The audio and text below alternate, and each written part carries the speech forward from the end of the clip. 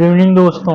आज है 28 जुलाई और आज का जो है हम लोग बिहार स्पेशल में लूसेंट बिहार स्पेशल ये ख़त्म हो चुका है और लूसेंट में जो जो इम्पोर्टेंट था वो भी हम बता चुके हैं। अब हम लोग जो है एडुटेरिया का जो है करेंगे बिहार स्पेशल। बिहार स्पेशल जो है एडुटेरिया का करेंगे। दोनों में हालांकि समानताएं हैं लेकिन कुछ भिन्नताएं भी जो हैं और अगर आप हमसे पूछेंगे कि दोनों में किसको प्रीफर किया जाए तो लूसेंट जो है उसमें अच्छी तरह से बहुत चीज़ें को दिया गया है डिटेल्स में, लेकिन दोनों अलग अलग किताबों की अपनी अपनी जगह जो है मान्यताएं हैं, तो इसलिए हम जो है दोनों आपको पढ़ा दे रहे हैं और ये भी बता दे रहे हैं कि कौन से किस भाग में इम्पोर्टेंट है। और साथ ही आज हम लोग करंट अफेयर्स भी करेंगे डेली करंट अफेयर्स के अंतर्गत। तो चलिए हम लोग स्टार्ट करते हैं एडुटेरिया का। सबसे पहले विषय सूची के बारे में आपको बता दें। विषय सूची में जो है यहाँ पर हम आपको ये भी बता देंगे कि कौन कौन सा चैप्टर किन किन एग्जामों में ज़्यादा पूछा जाता है। तो हम लोग जो एडुटेरिया में पढ़ेंगे, सबसे पहले पढ़ेंगे एडुटेरिया में बिहार सामान्य परिचय, उसके बाद बिहार का इतिहास जिसमें कि प्राचीन बिहार का इतिहास, मध्यकालीन बिहार और आधुनिक बिहार।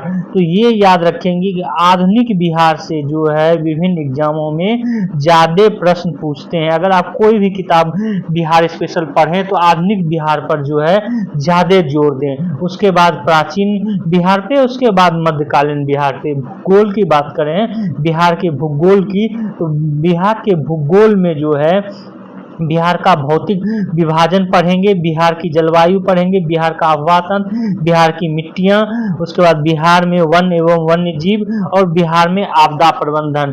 यहाँ पर आजकल जो है बिहार का अफवाह तंत्र, इससे एक प्रश्न बीपीएससी में रहता ही है।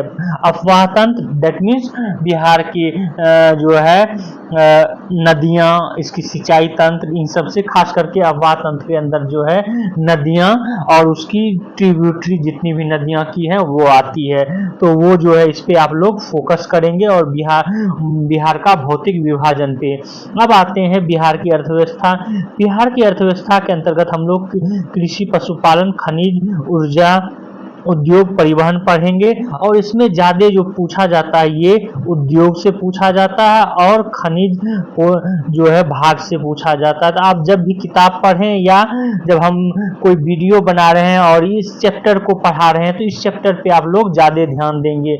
वहीं पर अगला जो होगा टॉपिक वो बिहार में पर्यटन होगा और अगला होगा बिहार की जनगणना 2011। चूँकि 2021 की जनगणना अभी नहीं आई है उसकी रिपोर्ट, तो 2011 की जनगणना ही हम लोग देखेंगे। और जनगणना से जब भी जनगणना पढ़ें तो भारत की जनगणना और बिहार की जनगणना साथ पढ़ें या अलग अलग भी पढ़ें, तो प्रत्येक एग्जाम हॉल में जाने से पहले ये चैप्टर जो है एक बार देख ही लें, क्योंकि इन चैप्टर से आजकल जो है प्रत्येक एग्जामों में किसी न किसी प्रकार से प्रश्न रहते हैं। अगला हम लोग देखेंगे बिहार की राज्य व्यवस्था और बिहार की राज्य व्यवस्था में हम लोग राज्यपाल, विधान परिषद, विधान सभा, मुख्यमंत्री, स्थानीय स्वशासन, न्यायपालिका और प्रशासनिक व्यवस्था पढ़ेंगे। इसमें भी जो है स्थानीय स्वशासन चैप्टर से ज्यादा प्रश्न आते हैं, तो ये भी आप लोग ध्यान में रखेंगे। अब हम लोग जो है आगे देखते हैं जो कि हम लोग पढ़ेंगे एडिटोरिया में, ये है बिहार में कला एवं संस्कृति। बिहार में कला एवं संस्कृति के अंदर स्थापत्य कला, चित्रकला, संगीत कला, लोक नृत्य एवं लोकनाट्य, पर्व, त्योहार और मेले ये पढ़ेंगे। आप ध्यान में रखेंगे अगर आप बिहार एसएससी, बिहार पुलिस खास करके बीएसएससी बिहार एसएससी देने जा रहे हैं तो इस चैप्टर ये पूरे चैप्टर को ज़्यादा देख के जाएंगे। हम जब इल्यूशन पढ़ा रहे थे तो उसमें क्वेश्चन भी करवाए थे, बिहार एसएससी में इस चैप्टर से ज़्यादा प्रश्न पूछे गए हैं तो ये ध्यान में रखेंगे। अगला होगा प्रमुख व्यक्तित्व विशेष बिहार विशेष विविध, और लास्ट में होगा प्रश्न जो कि पूछे गए हैं बीपीएससी 67वीं से लेके 47वीं तक जो है पूछे गए, तो उसके बारे में हम लोग देखेंगे। अब चलिए हम लोग स्टार्ट करते हैं। पहला है क्या, सामान्य परिचय बिहार का। तो बिहार के सामान्य परिचय के अंतर्गत हम लोग पहले ये जान लें कि बिहार का नामांकन जो है कैसे हुआ, बिहार नाम कैसे पड़ा। चूंकि इन क्षेत्रों में, बिहार के क्षेत्रों में जो वर्तमान में भूभाग है बिहार का, इन क्षेत्रों में जो है बौद्ध भिक्षुक जो है विहार करते थे, मतलब विचरण करते थे। विचरण तो बौद्ध भिक्षुओं के विहार करने की बहुलता के कारण जो है इस क्षेत्र का नाम बिहार पड़ा। मतलब बौद्ध भिक्षुक ज्यादा इस क्षेत्र में विहार करते थे, विचलन करते थे, इसलिए जो है इसको 12वीं शताब्दी में इसका बिहार नाम पड़ा। बौद्ध अनुयायियों के प्रार्थना स्थल को विहार भी कहा जाता है, ये भी ध्यान में रखेंगे। इनमें बौद्ध भिक्षु निवास करते थे इन विहार में। अब हम लोग जो है बिहार की स्थिति देख लें कि ये कहाँ है भारत में और साथ ही साथ हमारे वर्ल्ड के मैप में। तो भौगोलिक स्थिति अगर जो देखें तो बिहार जो है भारत के उत्तर पूर्वी भाग में स्थित है बिहार, ये याद रखेंगे। उसके बाद इसकी जो है अक्षांश और देशांतर देख ले तो अक्षांशीय विस्तार जो है इसका उत्तर में 27 डिग्री 31 मिनट 15 सेकेंड है। 27 डिग्री 31 मिनट जरूर याद रखेंगे उत्तरी अक्षांश में, और दक्षिणी की बात करें अक्षांश में तो 24 डिग्री 20 मिनट 10 सेकेंड जो है ये उत्तरी अक्षांश है। ये दोनों उत्तरी इसलिए है क्योंकि हमारी पृथ्वी अगर गोल है और नारंगी की तरह है, तो इस पृथ्वी में जो है भारत उत्तरी भाग में पड़ता है, ये विषुवत रेखा हो गया, और ये भारत और बिहार जो है पूरा का पूरा उत्तरी गोलार्ध में पड़ता है, तो इसलिए उत्तरी अक्षांश हुआ, दोनों उत्तरी अक्षांश। तो आपको अगर ये नहीं याद रहेगा, अगर ऑप्शन उत्तरी दक्षिणी उत्तरी पूर्वी देता है तो उसमें जो उत्तरी खोजकर भी आप सही कर सकते हैं। अब हम लोग आते हैं बिहार का जो है देशांतरीय विस्तार। देशांतरीय विस्तार अर्थात बिहार का जो है बिहार ये 0 डिग्री देशांतर हुआ।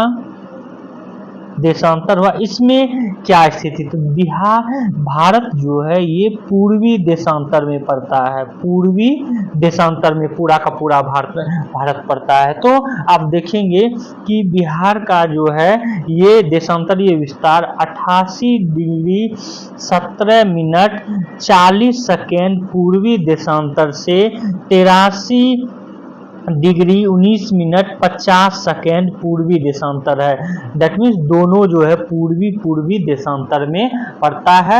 88 17 83 19 पूर्वी देशांतर, 27 31 और 24 20 उत्तरी देशांतर। ये तो हो गया देशांतर की बात। अब इसकी लंबाई और चौड़ाई देख लें तो इसकी जो है जिसको कि हम विस्तार बोलते हैं, तो एक तरफ से देखेंगे इसकी लंबाई जो है ये है चौड़ाई 483 किलोमीटर और लंबाई जो है 345 किलोमीटर है। मतलब इसको ऐसे समझें कि पूर्व से पश्चिम का जो विस्तार है ये 483 किलोमीटर है, और उत्तर से दक्षिण का विस्तार ये 345 किलोमीटर बिहार का है, ये ध्यान में रखेंगे आप लोग। आगे देखते हैं बिहार का जो है कैसे बिहार बना, आधुनिक बिहार की बात हो रही है। तो आधुनिक बिहार की जब हम बात करते हैं तो इसके बारे में जब बंगाल विभाजन को रद्द किया गया था तो उस समय जो है इसकी घोषणा की गई थी कि बिहार को अलग प्रांत बनाया जाएगा, क्योंकि बंगाल का विभाजन 1905 में हुआ। लेकिन जब आंदोलन चलने लगा, स्वदेशी आंदोलन चला, तो जो है बंगाल का एकीकरण किया गया और वो भी दिल्ली दरबार के तहत 1911 में, और इसी में जो है बिहार को पृथक बनाने की घोषणा की गई। तो बिहार को पृथक बनाने की घोषणा जो है पहली बार की गई है 12 दिसंबर 1911 को दिल्ली दरबार में। लेकिन बिहार 22 मार्च 1912 को बिहार प्रांत गठन करने की घोषणा की गई 22 मार्च को। और जब बिहार का गठन किया गया था तो उस समय बिहार, झारखंड और उड़ीसा इस तीनों मिलाकर जो है बिहार का 1912 में 22 मार्च को गठन किया गया था। यही कारण है कि हम लोग 22 मार्च को जो है बिहार की स्थापना दिवस मनाते हैं। जबकि 1 अप्रैल 1912 को जो है बिहार, उड़ीसा समेत एक प्रांत जो है गठित हो गया। मतलब एक प्रांत घोषणा तो हुआ 22 मार्च 1912 को, लेकिन 1 अप्रैल को जो है प्रांत गठित हो गया। और 1 अप्रैल 1936 को बिहार से जो है उड़ीसा अलग हो गया। उड़ीसा राज्य कब बना? तो 1936 में बना। किससे टूटकर बना? तो बिहार से टूटकर बना।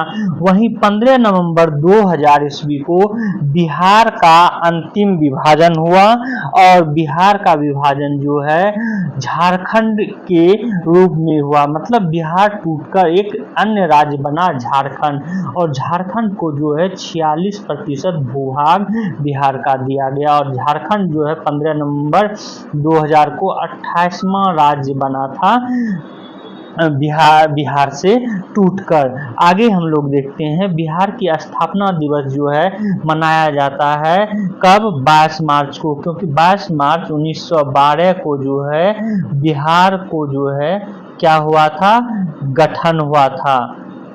इसका जो है गठन अभी जस्ट हम आपको बताए हैं कि बिहार का जो है गठन की अधिसूचना, दैट मीन्स घोषणा हुई थी 22 मार्च को, इसलिए जो है ये, जबकि गठन पूर्ण रूपेण 1 अप्रैल 1912 को हुआ। तो इसलिए 22 मार्च को जो है 1912 को इसकी घोषणा होता है, इसलिए हम लोग जो है 22 मार्च को स्थापना दिवस मनाते हैं। बिहार का पूरा क्षेत्रफल की बात करें तो बिहार की पूरा क्षेत्रफल 94,163 वर्ग किलोमीटर है।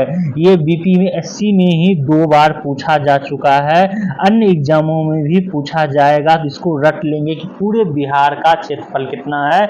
94,163 वर्ग किलोमीटर। पूरे भारत के कुल क्षेत्रफल का कितना है?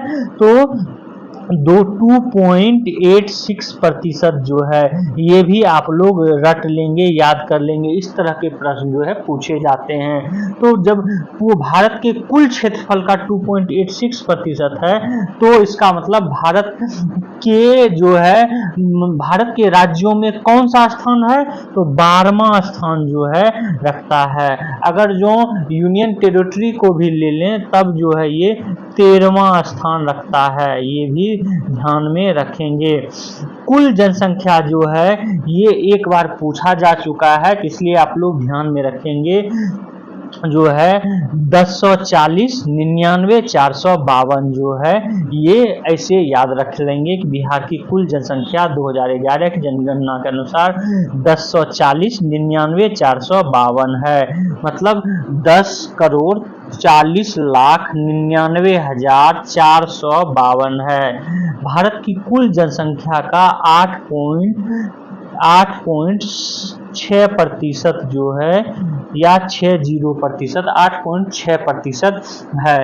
8.6% होने के साथ ये तीसरे पोजीशन पे है जनसंख्या की दृष्टि से। तो पहले पोजीशन पे कौन सा है जनसंख्या की दृष्टि से भारत में? यूपी। दूसरे पे कौन सा है? महाराष्ट्र। और तीसरे पे कौन सा है? ये है हमारा बिहार। अगला देखते हैं, लंबाई अगर जो बात करें तो उत्तर से दक्षिण जो है 345 किलोमीटर है, पहले भी चर्चा कर चुके हैं। चौड़ाई जो है पूर्व से पश्चिम ये 483 किलोमीटर है। समुद्र तल से ऊंचाई 173 फीट, करीब 53 मीटर जो है, हालांकि ये पूछा नहीं गया है, संभावना हो सकती है। औसत वर्षा जरूर याद रखेंगे, पूरे बिहार में औसत वर्षा जो है 112 सेंटीमीटर है, जबकि सबसे ज्यादा बारिश कहाँ पर होती है? किशनगंज में होती है। ये आप लोग रट लेंगे, याद कर लेंगे, ये पूछा भी जा चुका है। आगे देखते हैं हम लोग प्रशासनिक विभाजन। तो बिहार में 9 प्रमंडल है, दैट मीन्स कमिश्नरी जो है, कमिश्नरी 9 है। जिला 38 है। 38वां जिला कौन सा है? अरवल है, दैट मीन्स सबसे लास्ट में अरवल जिला बना है। अनुमंडल 109 अनुमंडल, that means sub division, sub division जो है 101 है। प्रमंडल जो है 534 है। प्रमंडल जिसको जहां पर कि ब्लॉक बोलते हैं, ब्लॉक जहां की ब्लॉक डेवलपमेंट ऑफिसर भी बैठता है, तो 534 है। पंचायत 8000 जो है 67 है। नगर निगम 19 है। और अंतिम नगर निगम दैट मीन्स 19वां नगर निगम सहरसा बना है, ये भी ध्यान में रखेंगे। नगर परिषद 88 है और नगर पंचायत 154 है।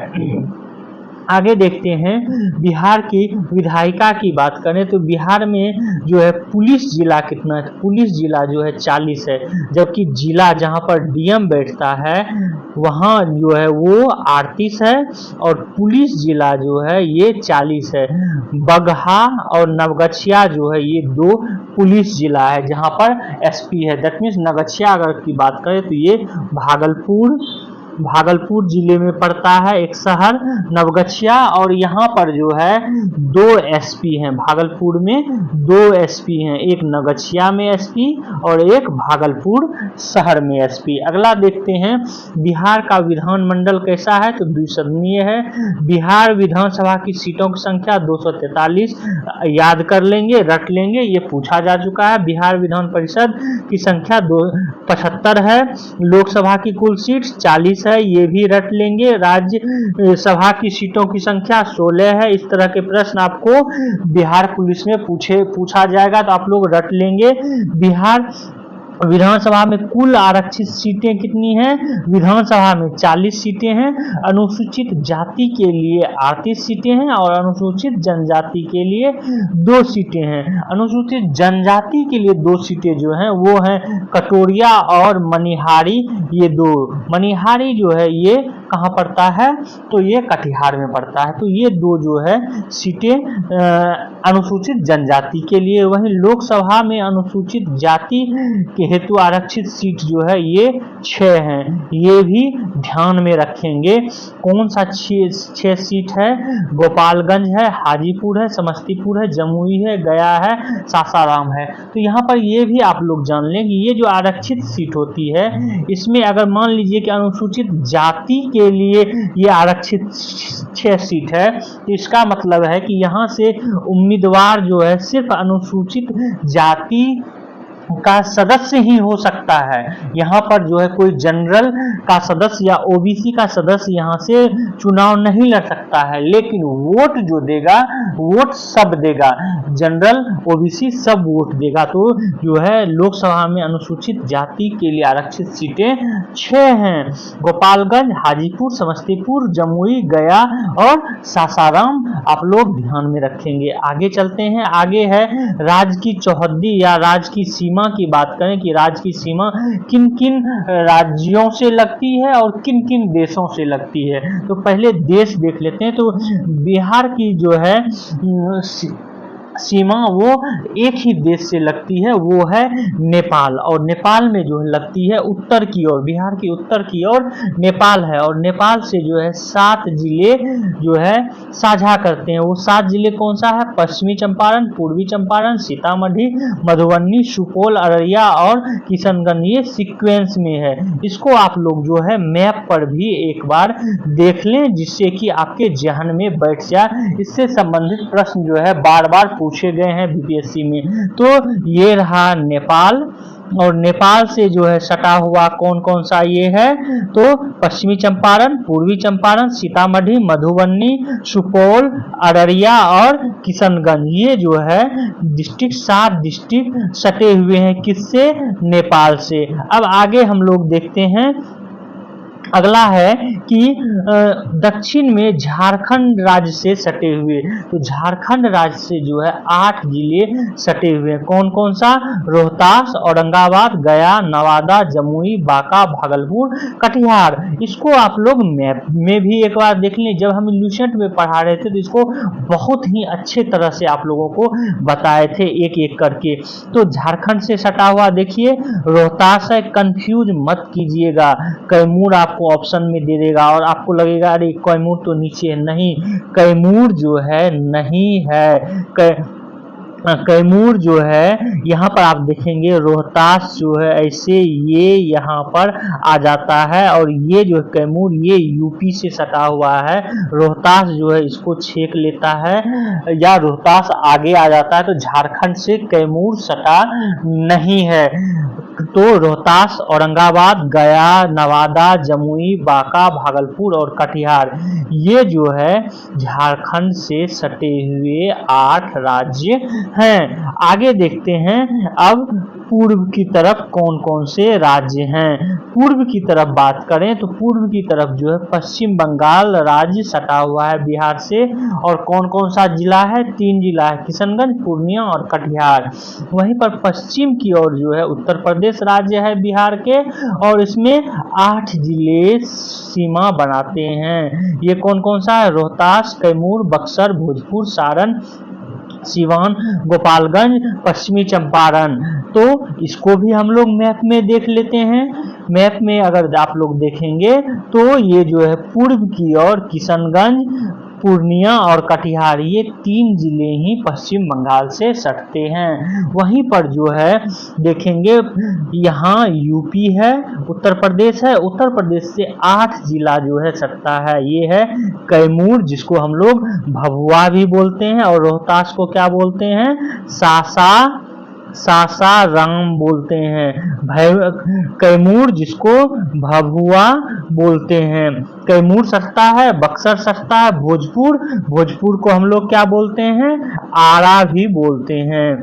वहीं सारण भी यूपी से सस्ता है। सारण को हम लोग छपरा भी बोलते हैं। अगला सिवान के बाद गोपालगंज के बाद पश्चिमी चंपारण। ये 8 जिले जो हैं सटते हैं यूपी से। आप लोग ध्यान में रखेंगे। चलिए आगे हम लोग फिर से देखते हैं। आगे है कि बिहार के बारे में, कि बिहार में राजकीय प्रतीक कौन कौन से हैं। तो राजकीय चिन्ह जो है बोधि वृक्ष है। प्रथम राजकीय भाषा हिंदी है। द्वितीय राजकीय भाषा उर्दू है। राजकीय वृक्ष पीपल है। राजकीय पुष्प गेंदा है। ये जो आपको बिहार पुलिस के एग्जामों में पूछ सकता है। राजकीय पशु बैल है। 1913 से पहले रीछ था। राजकीय पक्षी गोरैया जिसको कि हम लोग बगरो बोलते हैं। 2013 से पूर्व फाख्ता था। वहीं जिसको कि हम लोग नीलकंठ के रूप में भी जानते हैं। अगला है राजकीय पक्षी मछली मांगुर है। और बिहार का राष्ट्रीय गीत मेरे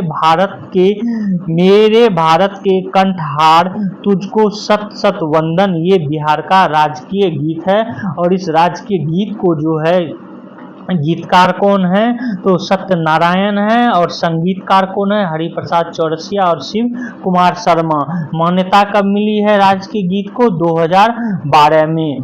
बिहार राज्य का प्रार्थना गीत कौन सा है? मेरी रफ्तार पर सूरज की किरणें नाज करे। ये जो है इसका प्रार्थना गीत है। आगे चलते हैं, हम लोग प्रमंडल देख लेते हैं। बिहार में जो है ऊपर भी बता चुके हैं 9 प्रमंडल है, और 9 प्रमंडल में जो है आप याद रखेंगे तिरहुत से 6, 9 प्रमंडल में तिरहुत में जो है 6 जिले हैं, उसके बाद पटना में 6 जिले हैं और मुंगेर में 6 जिले हैं इस प्रमंडल के अंतर्गत। ये भी याद रखेंगे। सारण के अंतर्गत 3 जिले आते हैं, सारण, सिवान, गोपालगंज। तिरहुत के अंतर्गत जो है 6 जिले पश्चिमी चंपारण, पूर्वी चंपारण, मुजफ्फरपुर, वैशाली, सीतामढ़ी, शिवहर आते हैं। चूंकि एक बार ये बीपीएससी में पूछ लिया गया है तो आप लोग ध्यान में रखेंगे। दरभंगा के अंतर्गत 3 जिले, मधुबनी, दरभंगा, समस्तीपुर आता है। कोसी प्रमंडल के अंतर्गत सहरसा, सुपौल और मधेपुरा आता है। पूर्णिया प्रमंडल के अंतर्गत अररिया, किशनगंज, पूर्णिया, कटिहार आता है। पटना के अंतर्गत पटना, नालंदा, भोजपुर, बक्सर, कैमूर, रोहतास आता है। मगध के अंतर्गत गया, औरंगाबाद, नवादा, जहानाबाद, अरवल आता है। मुंगेर के अंतर्गत मुंगेर, जमुई, लखीसराय, शेखपुरा, बेगूसराय, खगड़िया आता है। और भागलपुर के अंतर्गत भागलपुर और बांका जो है आता है। तो सबसे कम जो है किस कमिश्नरी के अंतर्गत डिस्ट्रिक्ट आता है, तो ये भागलपुर के अंतर्गत आता है, भागलपुर और बांका। तो ये जो है आप मैप पर भी इस चीज को आप देख सकते हैं कि तिरहुत के अंतर्गत कौन कौन सा आता है, और साथ ही साथ कटिहार, पूर्णिया के अंतर्गत कौन कौन तिरहुत, पश्चिम चंपारण, पूर्वी चंपारण, सीतामढ़ी, शिवहर, मुजफ्फरपुर, वैशाली आता है। इसको एक बार पॉज करके देख लेंगे जो कि जहन में बैठ जाए। चलिए करंट अफेयर्स जल्दी कर लेंगे, नहीं तो वीडियो जो है लंबा हो जाएगा। तो स्टार्ट करते हैं। 6 नए राज्यपाल जो है वो चेंज हुए हैं। भारत में कौन कौन से राज्य के हुए हैं वो देख लेते हैं। असम, सिक्किम, झारखंड के जो है राज्यपाल स्थानांतरित हुए हैं, वहीं पर महाराष्ट्र और अन्य का जो है नियुक्त हुए हैं। तो चलिए कौन कौन से राज्यपाल कहाँ नियुक्त हुए हैं वो देख लेते हैं। तो झारखंड के राज्यपाल जो है संतोष गंगावर बने हैं, झारखंड के राज्यपाल, नए राज्यपाल। वहीं पर ओम प्रकाश माथुर जो है ये सिक्किम के राज्यपाल बने हैं, और किशन राव बागेर ये राजस्थान के जो है राज्यपाल बने हुए हैं, और रामेन डेका ये छत्तीसगढ़ के जो है राज्यपाल बने हैं। CH विजयशंकर मेघालय व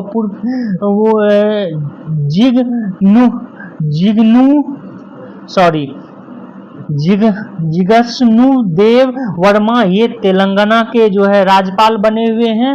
वहीं पंजाब के राज्यपाल बनवारी पुरोहित का इस्तीफा जो है ये मंजूर कर लिया गया है, और पंजाब के जो है राज्यपाल की नियुक्ति हुई है। और असम के राज्यपाल गुलाबंद कटारिया को पंजाब का राज्यपाल नियुक्त किया गया है।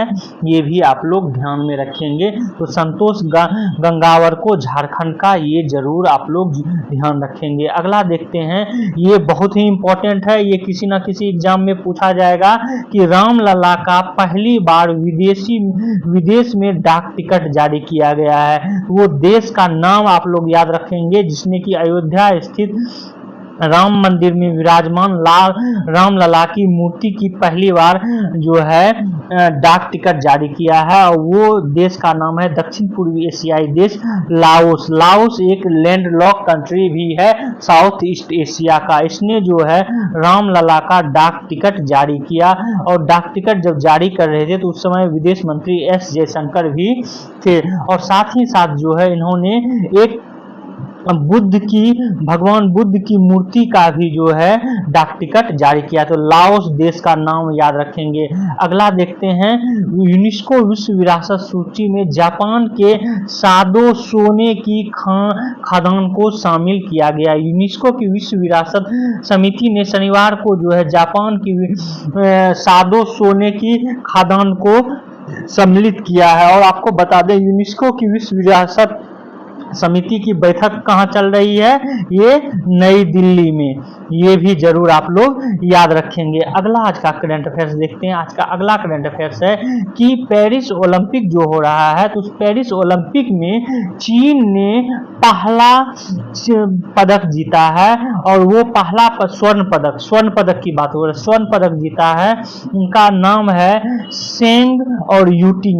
ये युगल जोड़ी ने जो है पहला एयर पिस्टल राइफल में जो है जीता है पहला पदक, स्वर्ण पदक। ये आप लोग याद रखेंगे। अगला है कि नासा के संयुक्त मिशन में जो है भेजा जाएगा संयुक्त मिशन, उसमें गगनयान के एक यात्री को भी जो है अंतरिक्ष स्टेशन पर भेजा जाएगा। और इस संयुक्त मिशन जो है गगनयान इसरो की और निजी company axiom space, NASA axiom space, ये दोनों जो है संयुक्त रूप से अंतरिक्ष में भेज रहा है अंतरिक्ष एजेंसी। उसी में जो है एक भारतीय अंतरिक्ष एजेंसी के सदस्य भी जो है जाएंगे, जो कि बाद में गगनयान से जुड़े हुए हैं। गगनयान से 4 पायलट को जो है अभी तैयार किया जा रहा है बेंगलुरु में। तो ये था आज का करंट अफेयर्स। तो आप लोग हमारे इस वीडियो को शेयर करें, सब्सक्राइब करें और बेल आइकन को जो है जरूर दबा लें। Thank you for watching this.